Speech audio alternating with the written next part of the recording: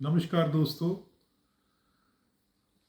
आज कुछ प्रश्न थे बच्चों के जो हमारे वीडियोस बाबा दीप सिंह इंस्टीट्यूट के नीचे डाले हुए होते हैं। तो उनमें से मैंने अपने स्टाफ को बोला कि जो बेस्ट क्वेश्चन है, क्योंकि सभी क्वेश्चंस के आंसर तो दिए नहीं जा सकते, तो बेस्ट क्वेश्चन जो है वो छांटिए और एक क्वेश्चन पे हम अवलोकन करेंगे, एनालिसिस करेंगे। तो एनालिसिस करेंगे, उसको उसका ऑटोप्सी करेंगे, पोस्टमार्टम करेंगे।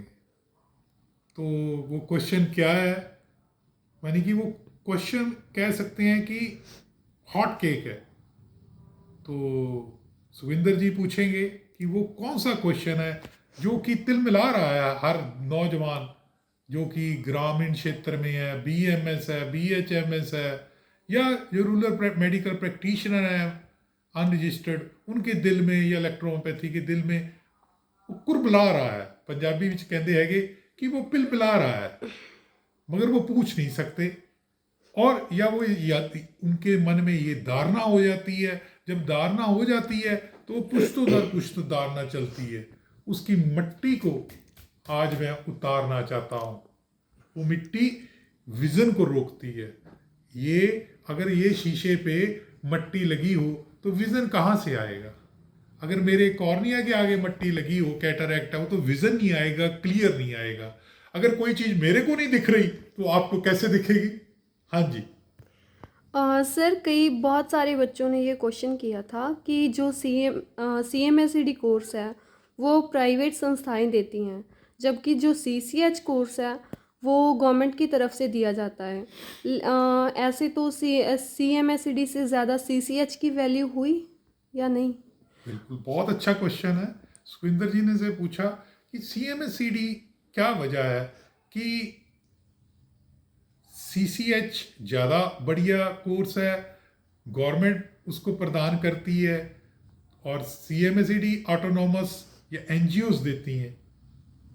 तो इनका ये क्वेश्चन है कि सर CCH और चाहे CMSCD एक जैसे हों, मगर CCH का हाथ ऊपर ही है, यानी कि वो गवर्नमेंट ने दिया, और CMSCD नॉन गवर्नमेंट ऑर्गेनाइजेशन ने दिया, तो CCH बढ़िया है, CMSED बढ़िया नहीं है। ये क्वेश्चन है आपका, यही कहना चाहते हैं? हाँ जी सर।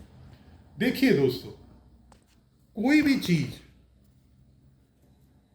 मैं ये नहीं कहता कि गवर्नमेंट कोई चीज देती है तो वो नुकसानदायक होती है, मगर याद रखिए कि गवर्नमेंट में मैं आपको अगली वीडियो में इतनी ऑर्गेनाइजेशन दिखाऊंगा जो 1860 एक्ट के अंदर बनी हुई है।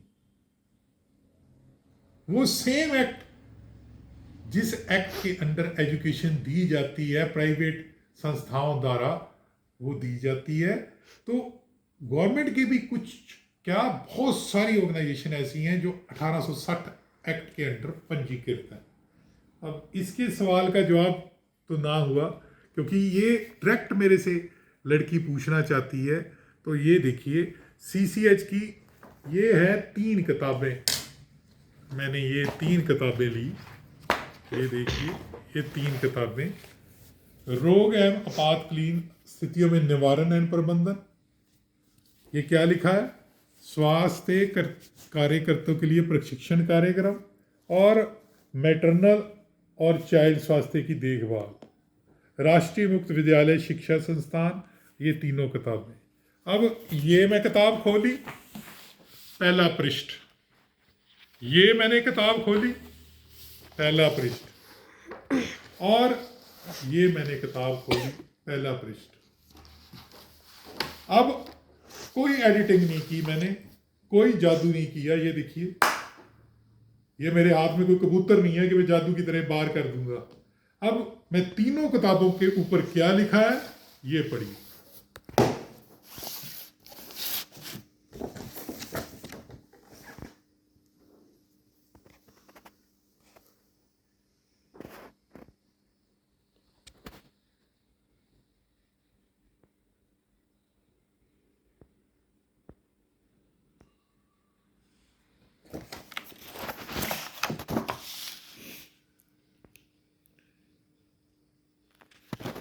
अब दोस्तों मैं पढ़ के सुनाता हूँ ये क्या लिखा है। ये किताब में पहले पेज पे ही तीनों बुक्स में लिखा है, स्वास्थ्य कार्यकर्ता, हेल्थ वर्कर, रोगी, पेशेंट एवं चिकित्सक जो डॉक्टर है, एमबीबीएस है या फिजिशियन है, के बीच में एक महत्वपूर्ण कड़ी।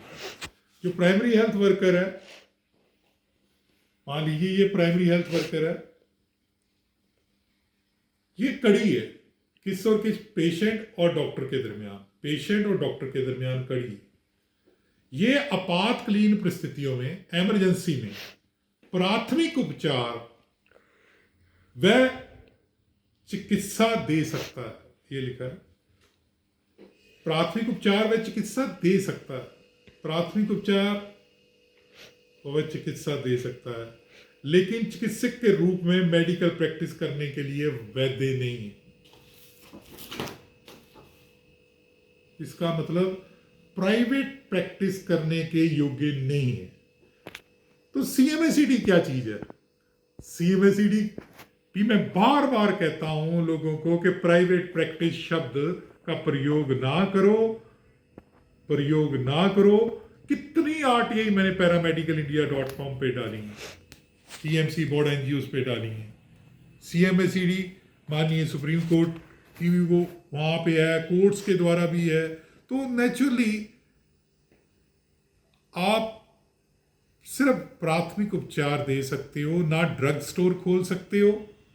फिर तो डी फार्मेसी करने का क्या फायदा हुआ, फार्मा डी करने का क्या फायदा हुआ, बी फार्मा करने का क्या फायदा हुआ? कोई फायदा ना हुआ। तो इसमें स्पष्ट रूप से बुक्स में लिखा हुआ है कि मेडिकल प्रैक्टिस करने के लिए यह वैध नहीं है।